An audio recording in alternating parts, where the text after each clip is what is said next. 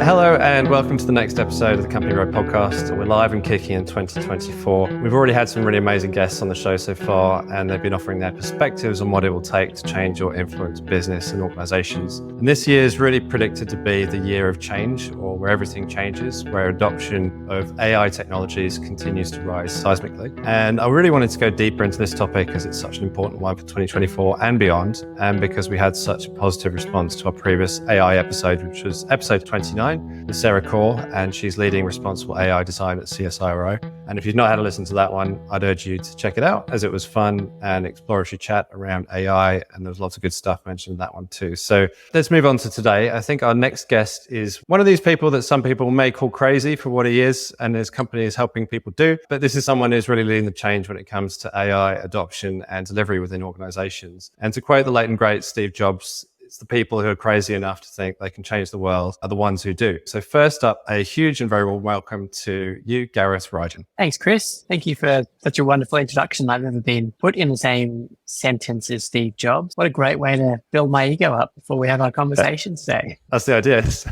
Gareth, I'll just explain a bit about what you do. So you're the co-founder of Frye.ai, a generative AI studio, and you're an accomplished service designer. You've helped many large organizations in Australia, such as the Australian Tax Office and AMP, to transform their service experiences in your previous roles. And I want to start with possibly an easy question. When we last chatted, you were saying that you were using Otter's technology, which is AI, to attend meetings where you'd simply be listening in and then getting AI to summarize the conversation. And that really helped you free up your time. So question for you today is, are you really here? And how has AI helped you this week in preparing for the show? Yes, Chris, I am mentally, emotionally present today.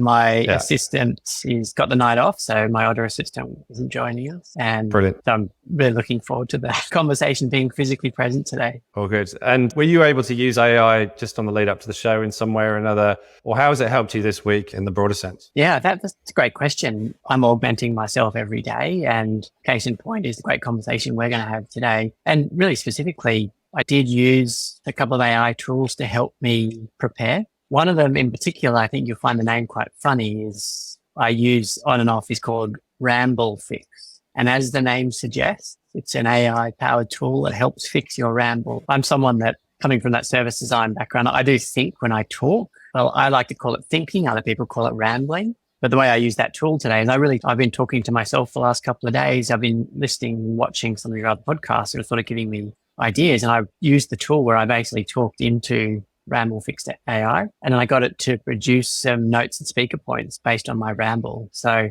I think the key thing there was it wasn't a case of it created something for me, more of an autopilot perspective where it says, write me something and come up with it from scratch and do it all for me. Rather, it took my ideas and insights and helped me organize it. And for me, that was fantastic. And I then used it to further iterate and refine a couple of things that I'd love to talk with you about today. Yeah, wonderful. That's fantastic. And I love the preparation for the way that you present, really, because I think I explain this to a lot of people that haven't been involved in a podcast before, that when you get used to hearing the sound of your own voice for episode after episode and for edit after edit and listening to it back so many times, you realize what words you're using, you're realizing how you come across, and it can be bad. It can be very awkward for people and quite confronting for people to hear that back. But I love the way that the AI can just take a lot of the emotion out of that. It just plays back, what you said, summarizes it, and it probably gives you a few pointers along the way. So it's a great pointer. Thank you. Yeah, exactly. And I think the other thing that I'm finding is, in particular in this space, is that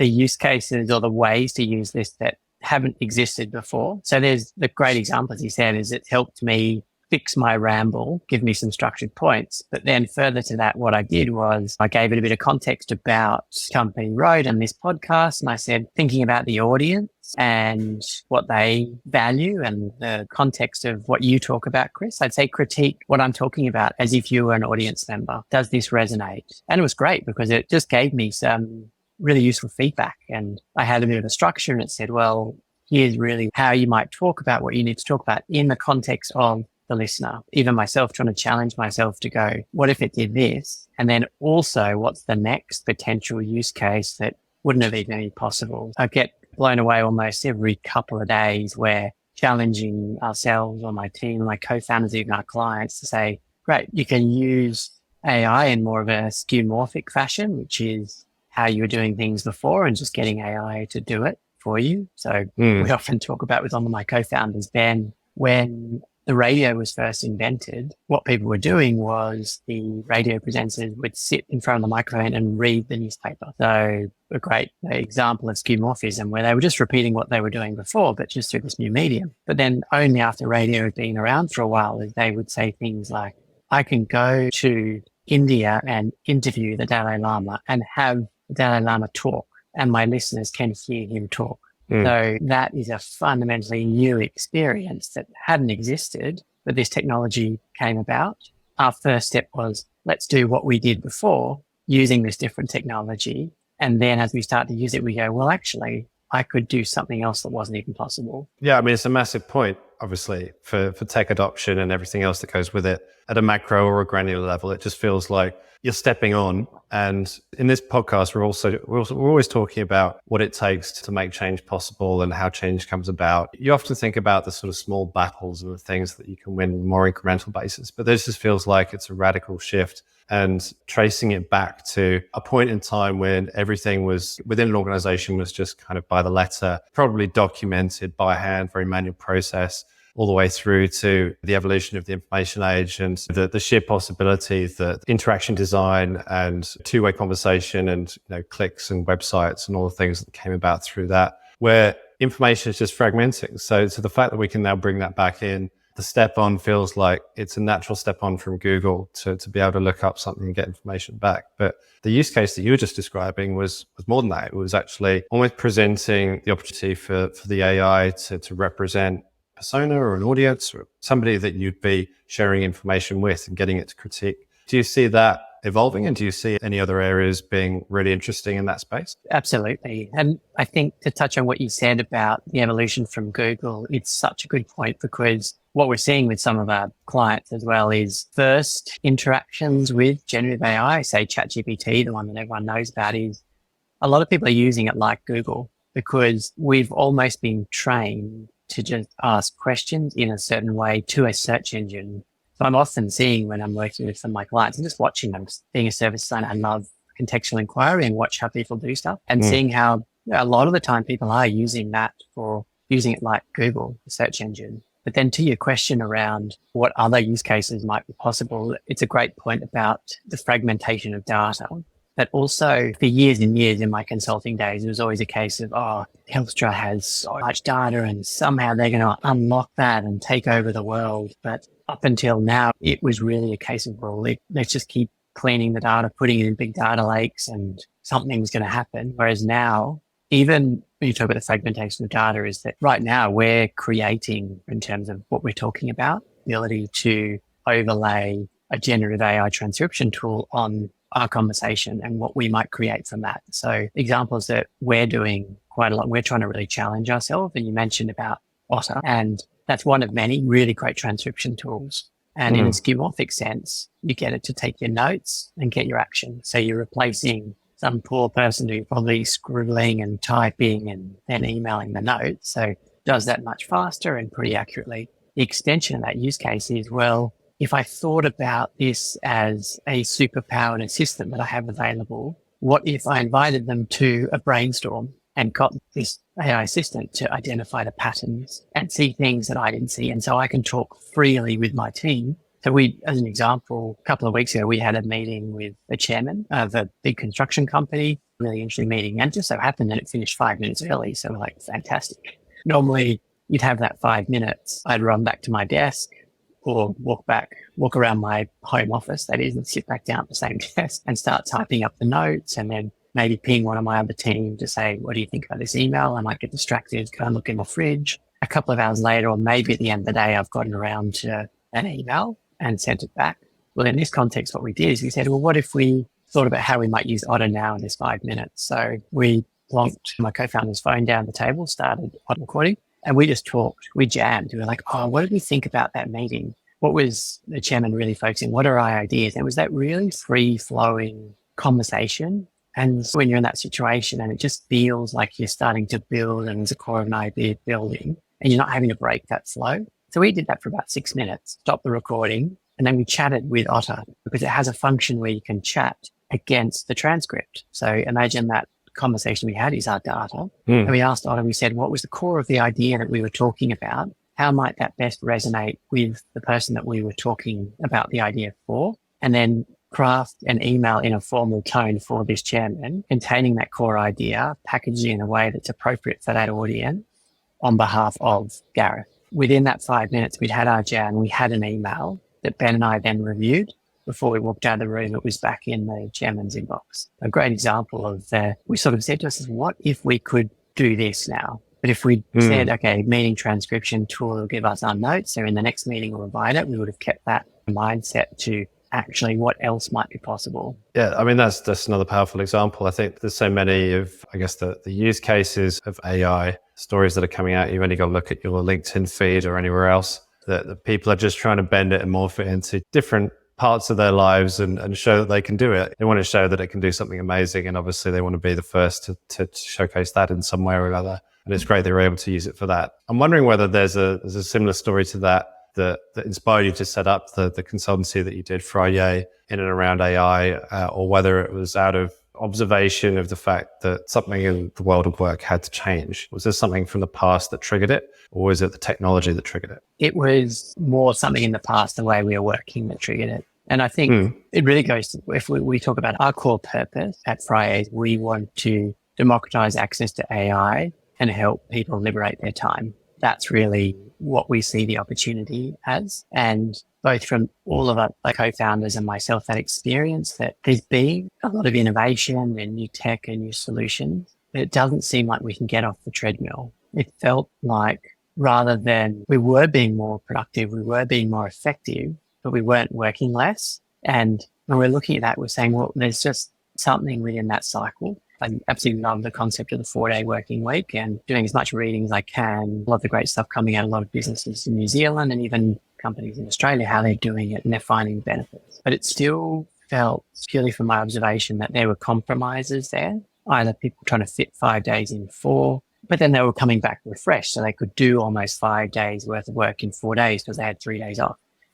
And I was like, oh, I can see how that works, but that doesn't seem like it's sustainable. And that's where we saw with the advent of generative AI is how might we apply that technology, which is available to everyone on the planet with a smartphone and a data plan. So true bottom-up revolution type of territory happening right now. Therefore, so if it's available to 6 billion people, rough guess about people who have a smartphone and a data plan, and available in a chat function, and we can apply it into our work context, surely at the intersection of those 3 points is a chance to really liberate people's time. And selfishly, for us as founders, is we want to work the 4-day week. We want to be able to work the true 4-day week, do 4 days worth of work and have 5 days worth of outputs. And then long term, 2 or 3 day week. So I think coming back to what you were saying is that it's really that sense of we just couldn't really get off the treadmill. And Ethan Mollick's a great writer that I follow, puts out his blog, One Useful Thing. And if anyone wants to have a great read about generative AI that can demystify it and write so clearly, highly recommend jumping on there and reading some of his blog posts. One of them in particular, he talks about up until this point, if you wanted to add more knowledge into a system, you either had to add more people or you had to make those people work longer. We're in a state now where we theoretically have access to infinite knowledge. So how we relay that back into Friday is that a 20-person small to medium enterprise can, in effect, compete with a 500, 1,000, 1,500 person organization with the right use of the tool. That sort of really inspires us as you're going to help those businesses as well. Yeah, I mean, I see that empowerment and enablement message as being really strong. And we talk a little bit about how often you're seeing individuals really pop up and showcase, like they're describing, what they've been able to do with the platform, with the tool. I think there's another part to it which is kind of interesting and maybe something that we could just talk about, which is around how the adoption to it is also received within an organization, because it's not just the people using it, but it might be a professor who thinks their students are cheating in some way because they're using the AI to come up with the answers and write their thesis for a university submission, dissertation, or whatever it is. Or it could be that within the work context, it's architecture, or if it's in legal practice or something where it's just perceived to be a bit of a kind of shortcut but not in the right way. So is there something in that you've experienced through conversations that you've had that has really helped the environment in which it's being received to evolve with the practice of those individuals actually using it as well? I think what I'm seeing, there's a 2 to 3 buckets of where companies are landing at the moment in terms of how they're receiving AI. One clear one that's emerging is the CIO, CTO, tech-led. We're going to implement this technology group of companies. And the way they are, and it's a common pattern in the clients we're talking to that fit in that bucket, the way they're approaching it is, first of all, their first step is banning it completely until they have a complete laid out strategy, risk, governance, guardrails. And then once that's approved through their normal traditional process, so steering committees, working groups, project management office, and their strategy gets approved, then they have their roadmap and then they start to do it. I'm not saying as in that's right or wrong. It's just that's definitely a pattern. And the value I'm seeing in that is that they're thinking about guardrails. They're thinking about the ethical use of AI. They're setting up an ethics committee. So there's elements of it that are really good. The massive risk there is that 6 or 12 months before they do anything and how fast things are moving. 2 months, 3 months, their business could be completely made obsolete by another company just jumping into their market. So big risk trade-off there. On the other end of the spectrum, you've got clients where the leader or one of the key lead business is saying, we're going full steam ahead. First of all, everyone should be experimenting. And if you're not experimenting, help us understand why, because we need to be on this pathway. And they're more thinking about, well, we want to be an AI native business. So I'm going to change my business. And how do I do that? So they're getting the benefits of moving super fast and getting ahead, but also sometimes there are some risks that are cropping up. So we've spoken to a couple of those businesses after, like say mid last year, they'd already built their own chat, insert their company name instead of GT. There were 2 or 3 of them. The problem was that they just went straight away and built, didn't involve their teams and staff. No one ends up using the product. So that was a sort of trade-off. And then you've got the company sort of in the middle, which they're almost saying, I can't see yet how it applies to me. I'm stressing out because, to your point before, every day I'm getting pounded on LinkedIn by the latest thing. What do I do? Where do I start? How does it apply to me? And they're almost getting a little bit stuck. And because of they're in that cycle, then they don't act because they don't know where to start. So they're neither far left, completely stop it, wait till we've got everything set up, or right on the other end of go nuts, experiment, will become AI native. And that's often the ones in the middle are the ones that we're working with the most because they're asking for the help and they're really open to take a bit out of both camps. So be safe and responsible, but also be willing to experiment. Yeah, I mean, it's super interesting. I think that the rate of change, maneuverability within organizations is always a question, really. And the sense of there always being a threat was always there, but now it just feels like it's much more readily presentable if another business came into your market and suddenly powered by other technology and reinvented from the ground up and set up in a way that was basically there to disrupt, and that could happen very easily. So the reality of that situation is that there are many organizations out there who I work with a lot as well, who you're going in, you're trying to help them implement a new technology, but actually they're still trying to fix the things that have been around for 20, 30 years. And the tech architecture and the stack is looking a certain way. And it just feels impenetrable. That was one government client I worked with. There's another one which it's kind of like a group company, holding company, 12 brands or so. Each of those brands had several arms and legs, sub-brands, lots of different digital properties.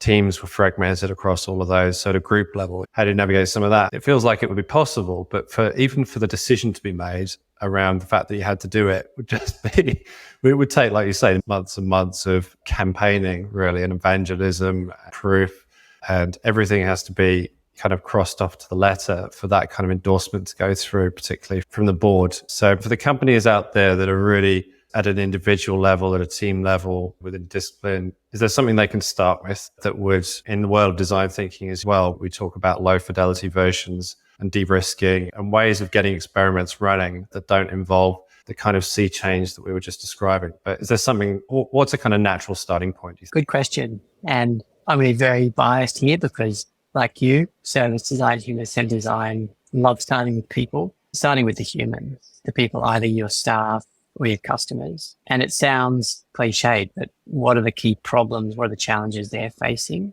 Arming yourself with that deep understanding and then thinking about how might you solve for that with the AI tools. And we found when we talk about that approach, there's almost a sigh of relief. I can almost see the team around the table going, okay, I can do that, because the tools are so new. They're moving so fast. And so it's hard, first of all, to keep up, but people are even not finding it hard to start. When you take a bit of that pressure off to say, before you look there, look here at your people, even ask them. And we often run a simple session where we're just sitting around with the team and going, your dream session, tell us what you hate doing. What are the things that you hate doing day to day? And then if you had more time, what would you love to be spending your time doing? And then we bring AI into the conversation and we just look for the patterns across that and we say, there's a clear space here in this moment. So 6 times out of 10 in those conversations, it's meeting. I either hate the time I have to spend in meeting, or I've got too many meetings, or I've got too many meetings on top of meetings. So where would you want to be spending your time if we could liberate that? Oh, well, I might be maybe talking to my customers. I could be spending time with my family. We haven't been empowered to be able to make those choices. So then framing that for these companies, if they start, they go, okay, great. Let's understand that. What is that? Okay, so how do we collaborate? Let's look at how we currently do it. What is that experience? What are we doing when we're collaborating? Where is the time being absorbed? And then the other thing that we then often recommend, well, there's 2 things next, is to say, start with internal use cases, because it takes all the pressure off. A lot of clients would jump to sales, external, do stuff with customers. We say, that's awesome. Rather, learn with internal use cases, because the fundamentals about generative AI, once you learn the fundamentals,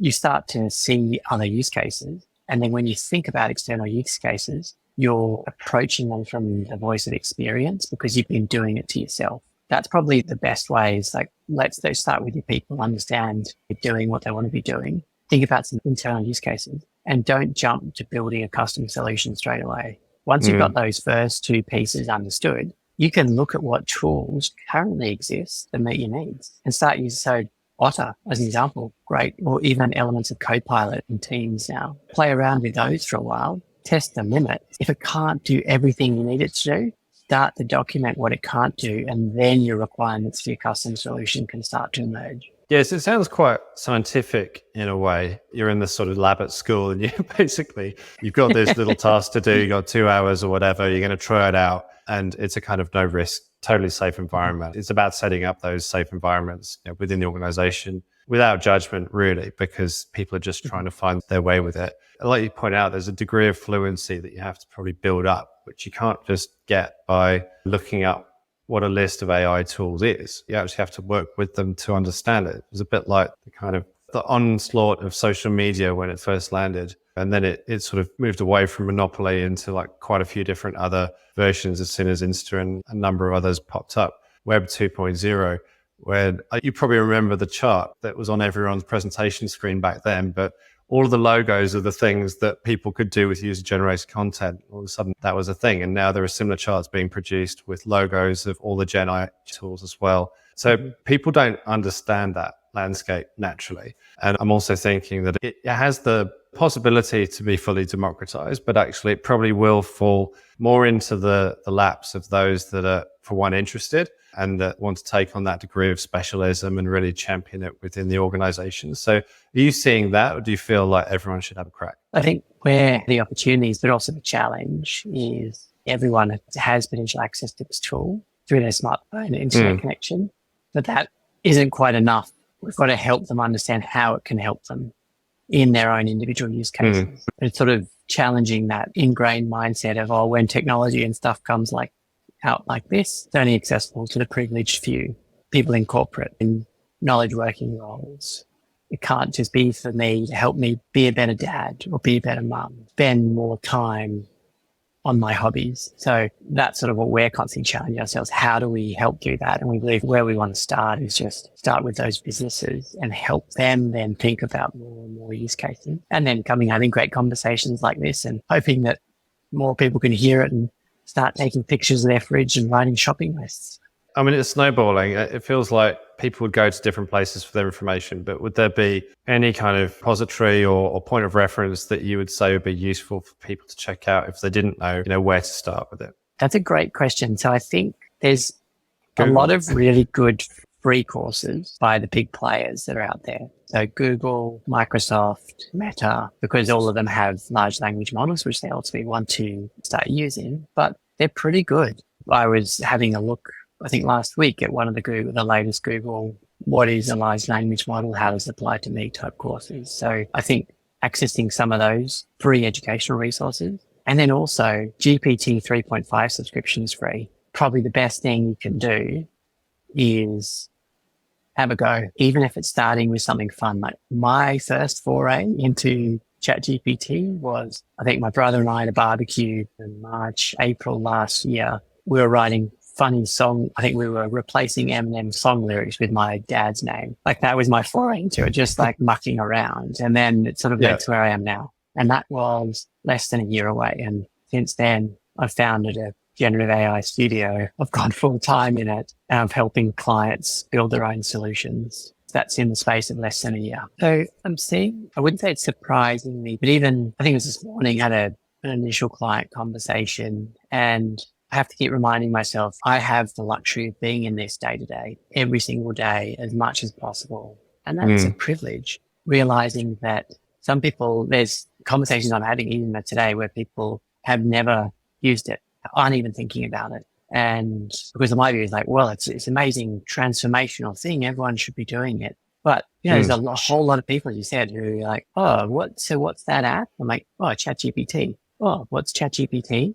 I'm still having conversation, and I'm not saying that in a negative way at all, like purely their context. So there's that camp of people who, like going back to that treadmill example, they've got so much on in their life, so much happening that I'm just trying to keep my head above water, delivering my day-to-day, delivering my job, keeping up with my family commitments. And then the other camp, trying to learn as much as I can, because I think there's a ton I can learn from. And there's a lot coming up now. So I was reading this morning about what Meta's doing is labeling AI-generated images and content. So either it being produced by Llama, which is Meta's model, or content that's being put onto their platforms like Facebook, Messenger, and then the other side as well about if it's learnt off all of this artists' unique content from like screenwriters, visual designers, whatever, isn't that potentially just ripping off their IP? And then when I'm digging into that more, but the positive side is that there are now companies and a couple of universities and research firms that are trying to create AI solutions that help protect artists' content being used in the learning. So by pixelating images in a way that the generative AI tools can't pull it and learn it. And then the other side, the other camp of people is, well, how do we ensure that the internet, the data that's been trained on, is full of bias? Purely because the weight of data that we've created over X decades, tons and tons of bias. The great example is if you go onto DALL-E 3, which is the OpenAI ChatGPT image generator, or if you go onto Midjourney, which is the other big image generator, you ask for a photorealistic image of an entrepreneur. It's most likely going to give you a white male.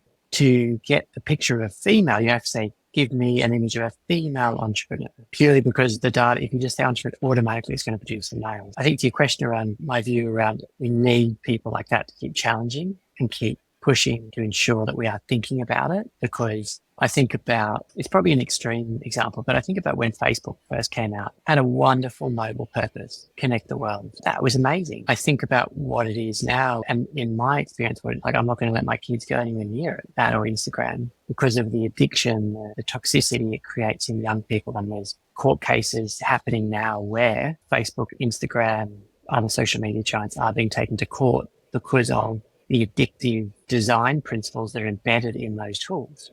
It started out with such a noble purpose, and generative AI is that on steroids if we don't take a responsible, ethical approach to it. A lot of people will obviously use it for recreational use. Other people will try and monetize in one way or another using its power as well. So it feels like there's quite a lot of responsibility there. And I'm wondering, like we've talked a bit about the experimentation, the low risk, the safe environments that you can set up at work. And all of that seems a little bit innocent in a way. It's kind of, we're going to try out, see what happens. We're going to try and understand it for ourselves so that we can have a point of view. But of course, there's the other side, which is let's just use it to the max and milk it for what it's got and use it it could be commercial gain. It could be presenting certain minority groups within an organization with an unfair advantage that other people don't have. From an inclusive work design and organizational culture point of view, that could present some interesting challenges potentially, where the technology in theory is flat, everyone can use it, but actually not everyone is. And so that's creating some level of separation and segregation, which is going to be problematic potentially. So in the work that you're doing, are some of these sort of longer term evolutions and consequential thought around where it might go? Is some of that discussion being had, or is it really just quite focused on the now and what they need to set up and what they need to get going? Very focused on the now. And I think it's kind of, I put the responsibility on companies like mine and others to how do we help bring the longer term thinking. And obviously there's the role of government from a regulation perspective. Absolutely. All of the thinking, all the conversation is the now. And from a human behavior perspective, I can't blame the organizations that we're speaking to, because that is the whole, I'll quote Castle, the vibe at the moment is it's moving so fast. There's these amazing things that are happening every couple of weeks.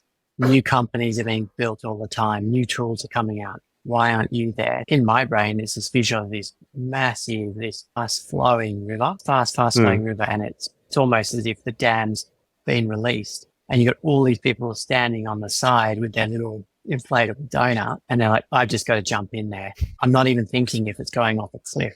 I've got to jump in. But it's the state that we're in. I think it's a really good point that you raise that, well, how do we think longer term? How do we not end up starting with the noble purpose of democratizing AI, similar to connecting the world? And actually what we do is we just enhance the wealth and the power of the few, or we have some disastrous consequences. Like it's a really, really good question, a good challenge. Yeah, I mean, it just feels like if Zuckerberg, and his mates, and there was Napster and other things going on. I remember seeing the film, I'm trying to remember now what the story was, but no, it's basically to preserve a few nerdy people getting together. And he obviously then brought the thing about, and it was a student community, and then it ended up launching into something much bigger. But it felt like at the time that not everybody could do that. Whereas now it's a bit like placing that capability into the hands of anybody. So if I'm not a designer, I can design and visualize things all of a sudden if I just ask it what to do. And I need to be trained in that in some way. But pretty much, if you're a designer, if you're a creator of some consultant, if you're a lawyer, if you're working in an advisory capacity where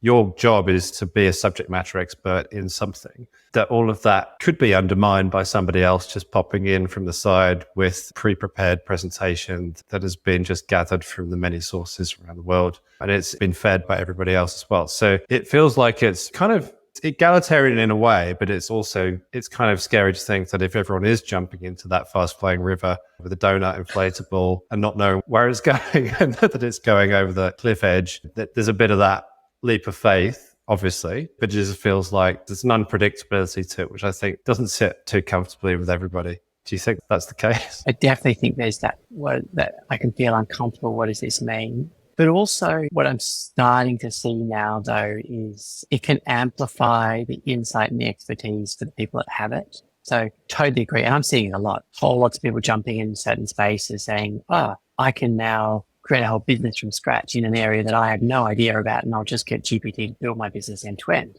create a whole marketing campaign, create a whole business model, everything. But what it's going to do, in my view, is that the people that can win, it's like, well, who are the people that have the unique insight and expertise in that space? How does generative AI augment them so that you can see the quality and the insight, what you're paying for? So where I see this playing out at the moment is LinkedIn.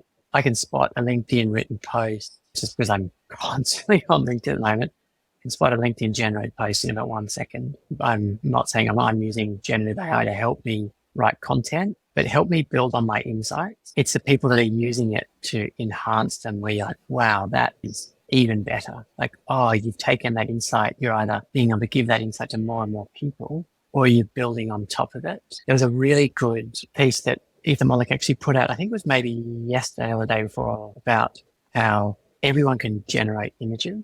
And I think he did this really interesting chart. He said he was plotting how many or what are the main types of AI generated images. And Spider-Man is showing up heaps. So people are just going nuts on Spider-Man images, marble statues of celebrities, all this random stuff, just point of what he was talking about was you get an artist to prompt in terms of how they talk, how they think about art, and what they produce is absolutely amazing. I could produce something pretty good. Nothing compares to that. And that's an example of, well, they've got that layer of S. I'm here putting AI on top of me and I'm making something at this level. They're starting here and putting AI on top of their expertise and they're up here. So I think that's where the opportunity is as well. That sort of riverbed of expertise that you could take into the program is a compelling one. But I guess it's only compelling if that advantage kind of remains the same in a way, because an artist will think of things like you're describing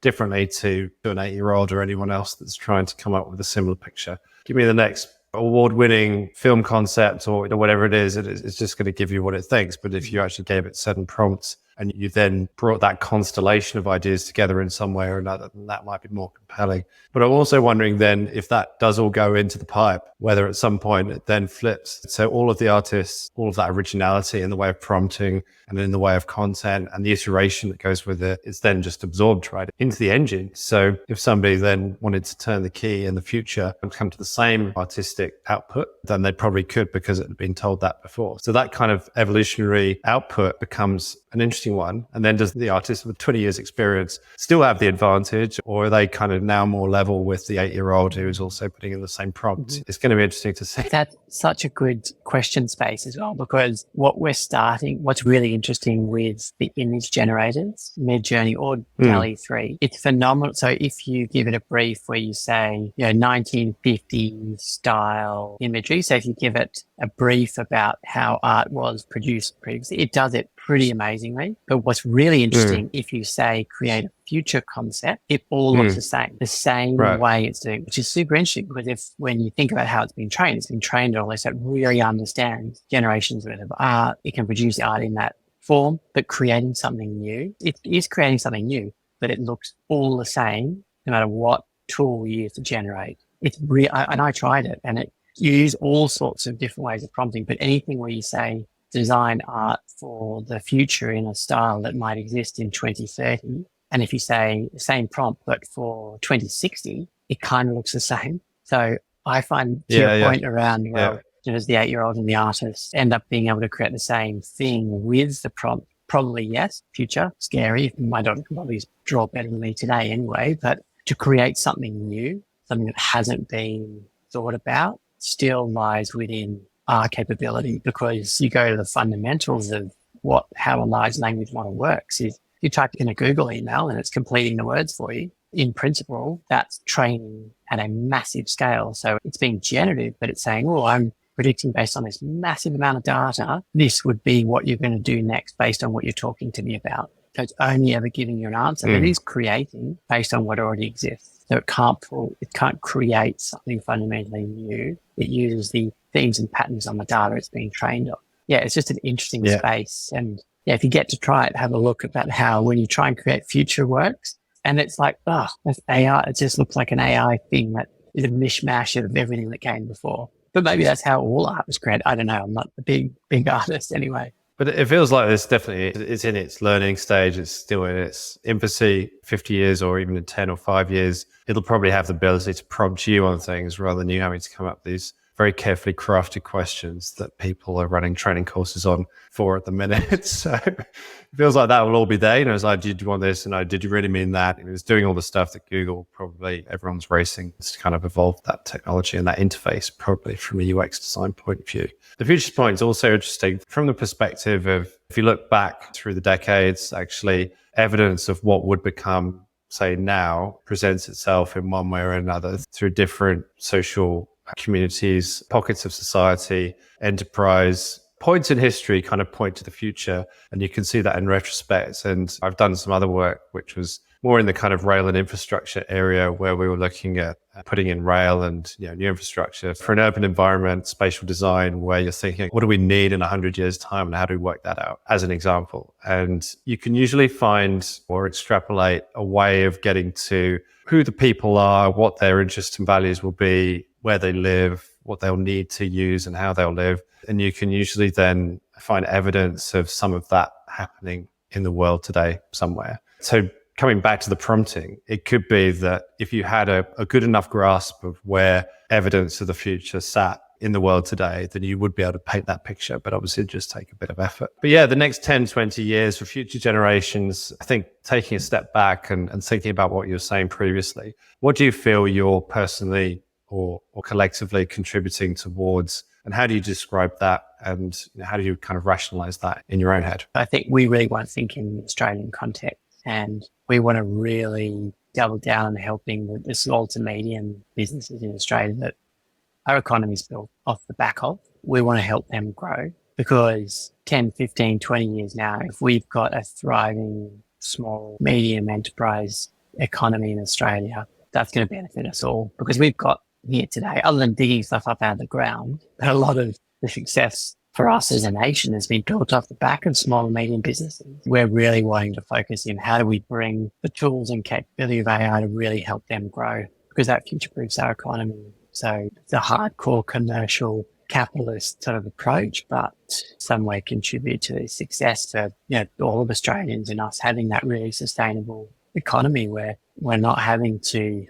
constantly rely on digging stuff out of the ground to pay for all our critical infrastructure and make our economy survive. We can move to 2, 5, 10-person businesses that are being massively successful locally and ultimately globally as well. I suppose the possibility around the output with fewer resources is kind of where you're landing there. And do you see there being a tension if everyone had a 4-day week or a 3-day week or a 2-day week, and all of a sudden there were a lot of people out there with skills that had been replaced by AI in one way or another? Do you talk about that or look at that in any more depth? We talk about augmenting, not replacing. And where we've come from with AI and machine learning, robotic process automation, that was all about how do I RPA this and sack 100 staff?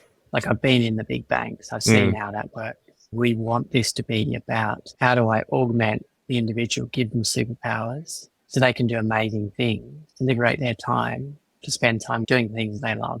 So our output increases. So we're not saying let's just cut as much out as we can and get rid of as many people as possible. Rather, how do we make those people worth 10 people, not get rid of 5 people? So that's really important for us. And that's the first thing we often say is we've said no to 1 or 2 clients where it's that process optimization, efficiency. I need to get rid of these 4 teams. We're going to do it with AI. Like, great. That's not where we want to play. If you want to focus on growth and how to grow and augment, we're happy to work with you, but that's not the space we're playing. That would be a practical one, and probably somebody who's used one of the big consultancies to come in and do that kind of work would be expecting to come and have a normal conversation about the fact that there needs to be a restructure because it looks like a cost inefficiency and therefore margin will improve. We do X, Y, and Z. And it's all very kind of cold, rational and business-like, but that sort of thing can happen. That's probably been the domain of a lot of technological discussions at a board level in the past, where a CTO has said, we've got this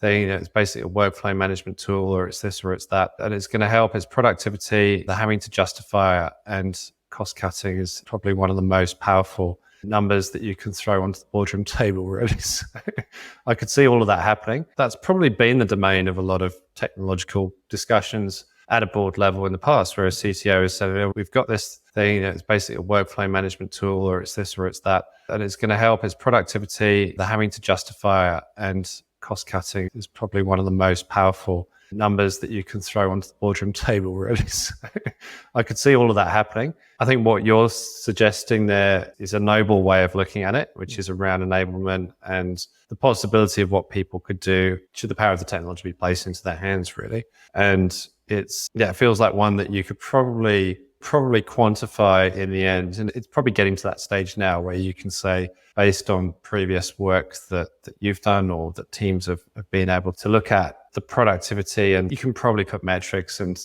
outcomes and business case for that. I'm sure it wouldn't be quite as compelling as the 2 million saved in salaries and whatever else, but you could still make quite a good case for it, I should think. And I think it is interesting to tie that maybe to a parallel conversation that's going on in the space of employee experience and obviously mental health within the workplace and hybrid working and all these things. And there's a massive conversation around the fact that if you do more for yourself outside of work, then you bring more of yourself into your work. And that kind of ties into a little bit to what you were saying. But are those connections also being made, that you're also helping with the well-being of workforces to essentially liberate them from the things that they hate doing, as you were describing, but also give them the time to do what they love doing? And then what are we seeing as being the kind of big, I suppose, the positive news stories from having made some of those changes? Yeah, absolutely that. You're giving people a feeling truly empowered to be able to deliver awesome things and still have their time liberated.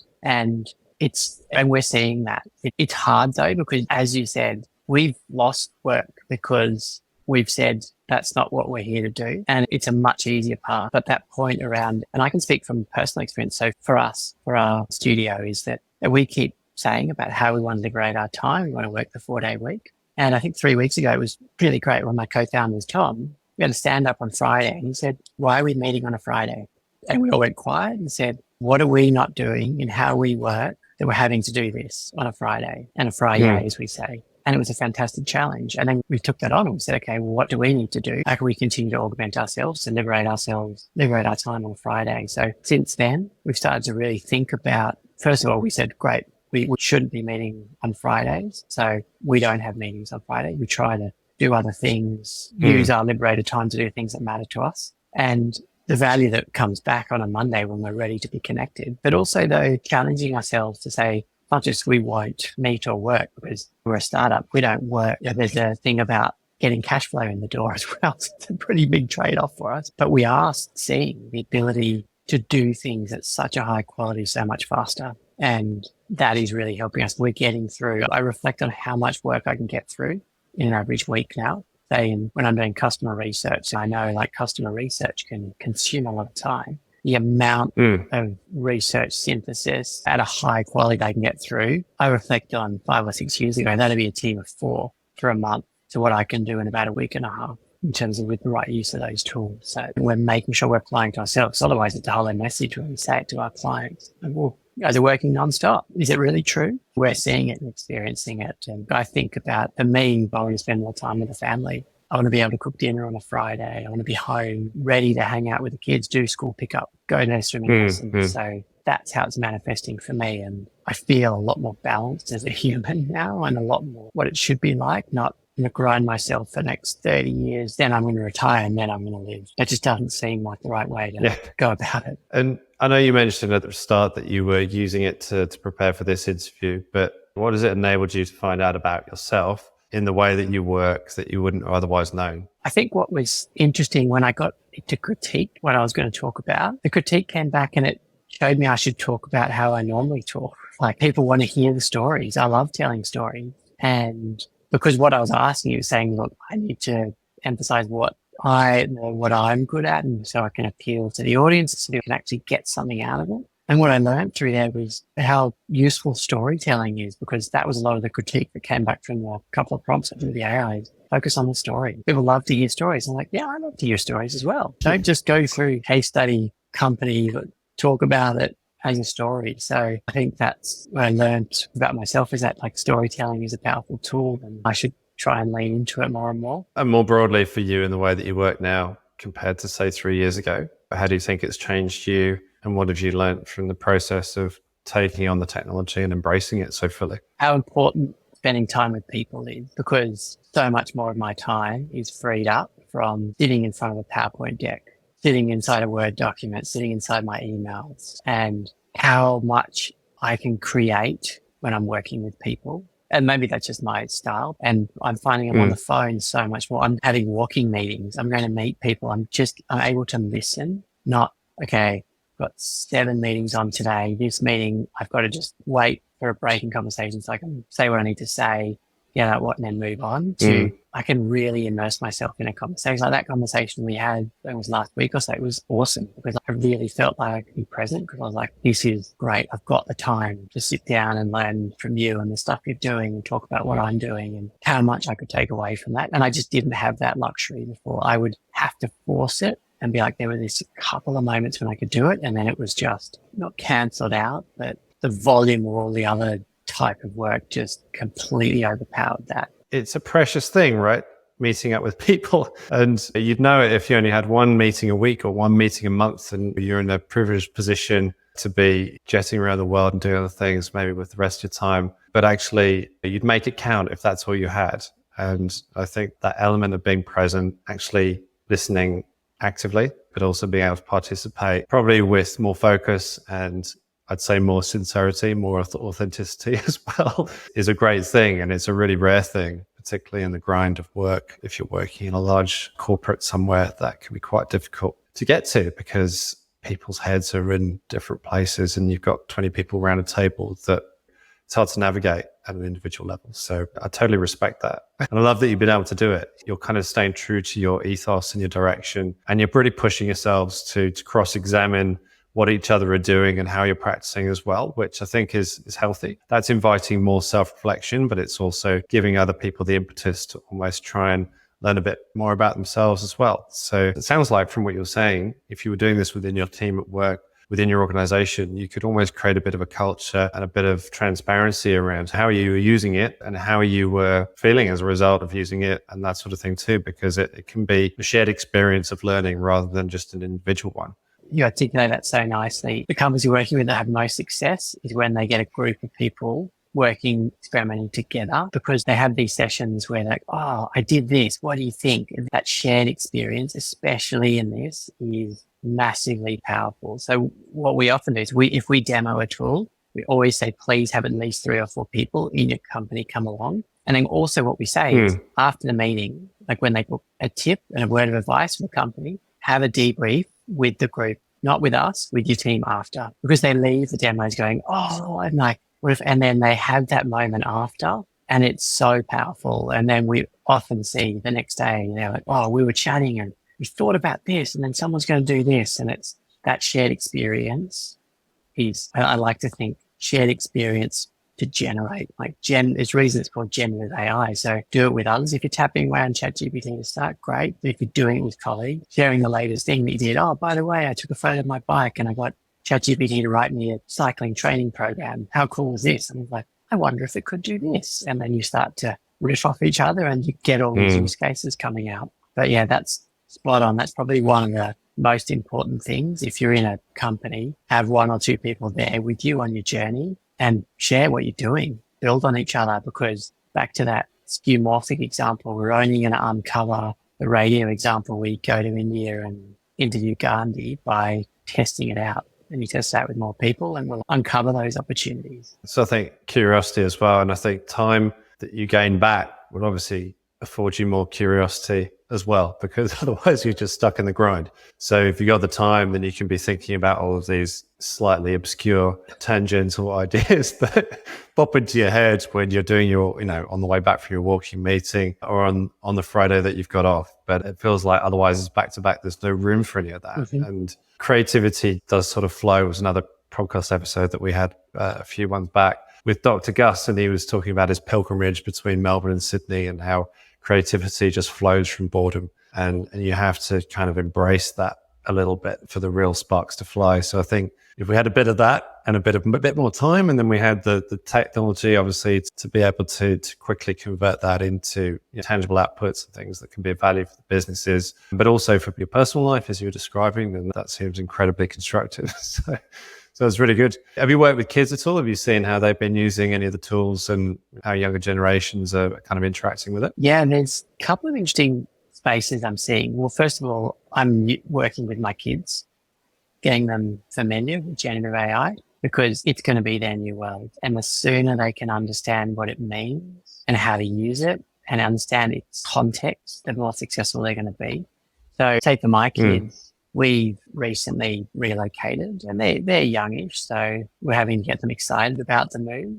So one way was they got to design a poster for each of their rooms. So I showed them how to use DALL-E and took them through. I explained to them what it was. I want you to imagine that you've got these wonderful ideas in your brain and this DALL-E is going to help you bring those ideas to life. They were like, okay. But what was so fascinating about it was what they came up with just blew my mind, because they had this unrestricted creativity and it's harnessed into something that can be created, which was just amazing. The stuff, like my daughter created a poster of the New York marathon, but all the runners were white English bulldogs wearing Nike trainers. Okay, I can picture that. But then the other thing though is it turned out to be an incredible teaching tool because my son's a little bit younger and he would say something. I'd say, oh, well, what's their face doing? Why is their face doing that? How are they feeling? And he's like, oh, and it's really getting him at the age he is to express his imagination in a way. But the beauty is that as he expresses it, he gets a result. So he's saying, oh, if I say that, that's what that actually means. Whereas before they were abstract concepts. Like I'm like, does that person look happy? Oh yeah, they're smiling. Well, how can you say that and then you'd see it? But the other side of it, which my wife's a psychologist, the big risk side of it is that there's quite a number of instances now where it's hard making friends as a kid, especially as a teen. And there are Gen AI solutions that are like your friend and you chat with it like a friend. In one case, I'm like, okay, it's someone you can confide in, but where you're out learning the skills to interact. But the feedback from these teams is like, well, why would I? Because people are horrible. Whereas my AI buddy is awesome. Great to chat with. They always say nice things. They're always helping me out, giving me ideas. Why should I bother going and talking to another person? So that has me a bit concerned about, especially for a developing brain. It's like, how do you separate learning how to make human connections and going through the challenges, but the rewards of making a true meaningful human connection? Well, you don't have to do that. You just get all the rewards and you don't deal with the consequences. So you lose your innate ability to connect and communicate with other humans. So that side of it for me is the concerning side. I think particularly as it gets closer to a real interaction, in a way, it feels like right now it'd be noticeable. It's a bit like sitting a driving theory test, or you're in a sort of simulator environment and a cat runs across the road, you're going to hit the brakes. You understand what you have to do in that situation. But from a social context, obviously it's a lot more intricate than that. And you'd like to think that you'd be able to spot the bot from the real person now. But obviously deep fakes and other things are around everywhere already. The amount of fake content and misrepresentation that exists online is a thing. So for a kid and increasingly younger now, having to navigate some of that, it's getting a lot harder. Even for adults, it'd be a lot harder to distinguish one set of content from another. It's a question around trust, really, and around experience and knowledge and knowing what you're getting into a little bit. So the more it feels like if we are skilled up, we have to help other people almost open their eyes to what the possibility is, but go in with an understanding, make it safe, make it trustworthy in one way or another, because there's probably an element of risk out there as well. Because it could be generally like any kind of design, any kind of creative tool could be used for bad things as well as for good things. So there'll be that side of it too, which would be the other part. Maybe we'll discuss that as things come up at a future podcast episode as well. But yeah, I mean, that I'm trying to think, my mind's still buzzing about all the things that we've talked about today. And we talked about the future, the children, the generations, the world of work, life at home. Yeah, is there anything sort of big in your kind of locker of stories relating to AI that you feel like you want to still say about the amazing things that it can do, or any kind of words of caution or anything like that that just pop into your head? The one thing that I see a fair bit of, and more just if it helps how people might think about it, was 90% of the business world's on Microsoft. And Microsoft has Copilots coming out, which is built off OpenAI's platform. We're using Copilot. It's super cool. There's some really cool stuff it does. But I would caution people to think that once you've got Copilot, problem solved. And the example that I learned from Ben, one of my co-founders, is when vacuum cleaners came out, there was this people talking about this revolution in cleaning. It's going to free up time from housework. Everyone's going to have all this time back as a vacuum cleaner. All that happened was the standard of cleanliness went up.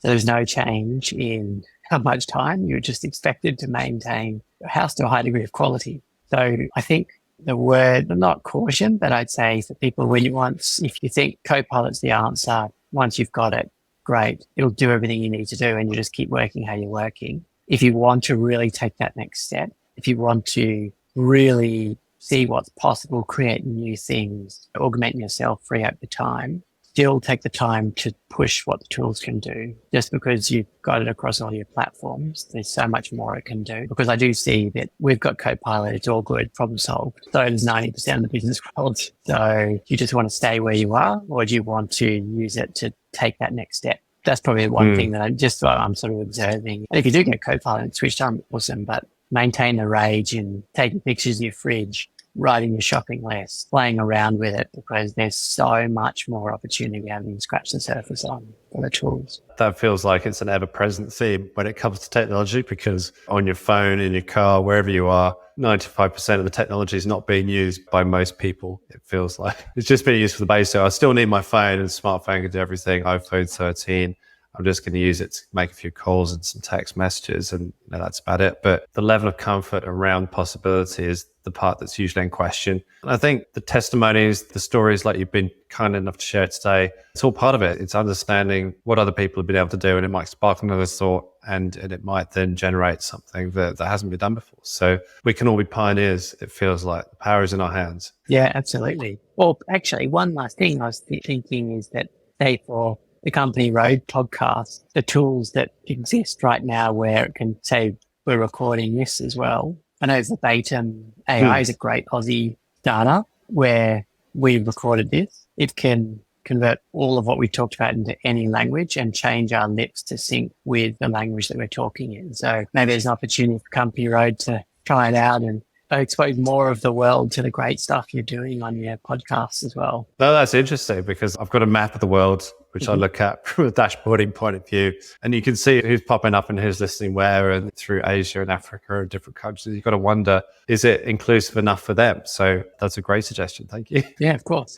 Welcome. Awesome. Well, I want to end with a sort of slightly cryptic, but also maybe slightly philosophical question, which is, what's one thing that you personally, as a person, as a human being, can think, feel, say, or do that AI will never be able to do for you, do you think? I believe that my ability to make my wife and kids feel truly special and cared for, AI is never going to be able to do that. It's a good answer, even if you've used it to fill the fridge. Yeah, it can definitely save a lot of time from shopping. Brilliant.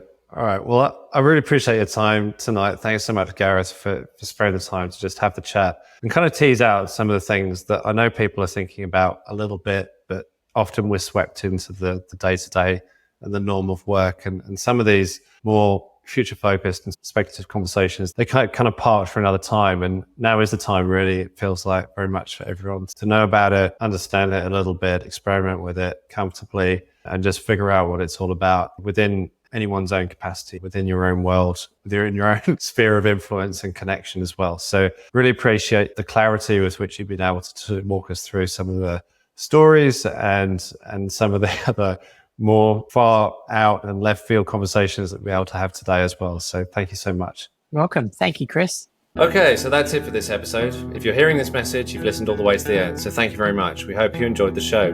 We'd love to hear your feedback, so please leave us a review and share this episode with your friends, team members, leaders, if you think it'll make a difference. After all, we're trying to help you, the entrepreneurs, kick more goals within your organizations.